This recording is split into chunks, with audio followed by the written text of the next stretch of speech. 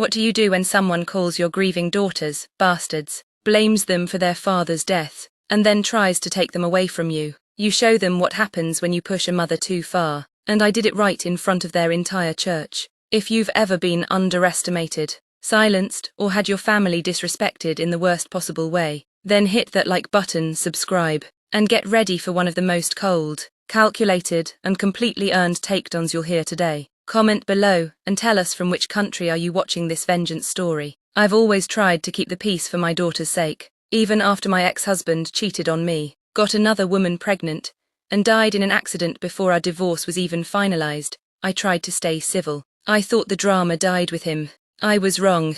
I'm a year-old mother of 2 teenage daughters, 17 and 15. Smart girls, strong girls. But ever since their father's affair came to light, thanks to them finding the messages on his phone, they've been through hell. Imagine being a teenager and discovering your dad has 2 secret sons with another woman. Then imagine losing him in a freak accident before you can even process it. And then the woman he cheated with also dies. The boy's orphaned. And that's when his parents, my ex-in-laws, decide we should raise them. They didn't ask.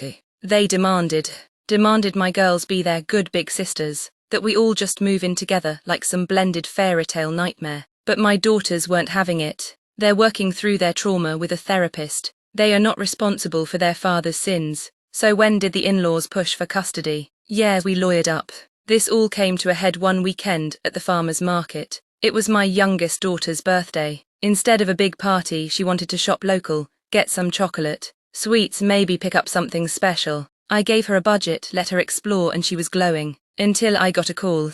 Her voice was trembling, she was crying. Mom, some people, they won't let me go, they're yelling at me. I dropped everything and ran. My older daughter is beside me. And what did we find? 6 older women surrounding my baby, berating her, calling her unchristian, accusing her of abandoning her baby brothers, and disrespecting her grandparents. These women, church friends of my ex-in-laws. Some I recognized from the pews back when we attended. I stepped in, I shielded my daughter, told my eldest pay for the stuff, go to the car. Then I faced the mob. They called me a disgrace, said I was refusing to obey my in-laws like a good Christian wife. I nearly laughed, then I snapped. I let them have it, every word they deserved. We were eventually all kicked out of the market, but they followed us, like a swarm of sanctimonious vultures. That night I couldn't sleep.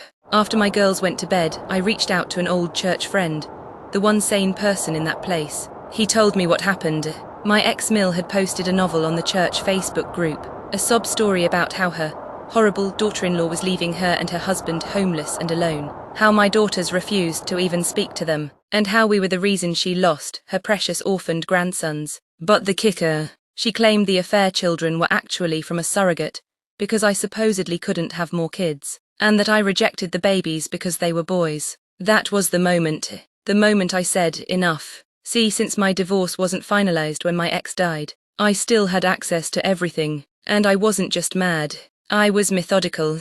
The next day I took off work, walked into a print shop like a woman possessed, and printed out everything. Photos of my ex and his mistress kissing, in our living room.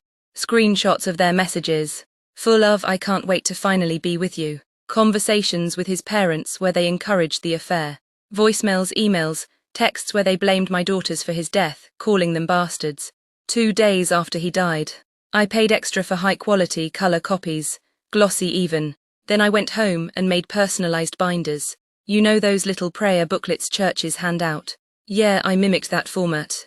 The cover, ex-husband's name plus affair girl's name, a love story. Open the binder. First page, photo of them making out under our wedding photo. The following Sunday, I dressed up. Drove to the church like I used to. There's a table near the entrance with songbooks and hymn packets. No one checks them. I slid my binders in, one by one. Walked out without a word. By Monday, the group chat was on fire. Facebook exploding. Turns out the church is very forgiving on a lot of things. But cheating, that's their hill to die on. People started quoting scripture, calling my ex and his mistress everything from Jezebel to names I can't repeat. But here's the kicker.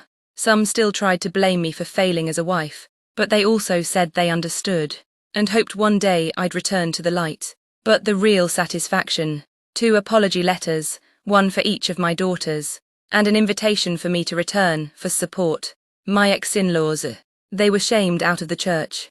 My ex-Mill went on her Facebook to cry about how no one cares for the elderly anymore. That her son, her great son, would have cared for them. With what money? I was the breadwinner. My girls don't know the full details. They just know the bullying stopped. That their birthday weekend wasn't ruined forever. But I know that I stood up for them in the only language that church understands. The truth, printed in high definition. Sometimes revenge isn't loud.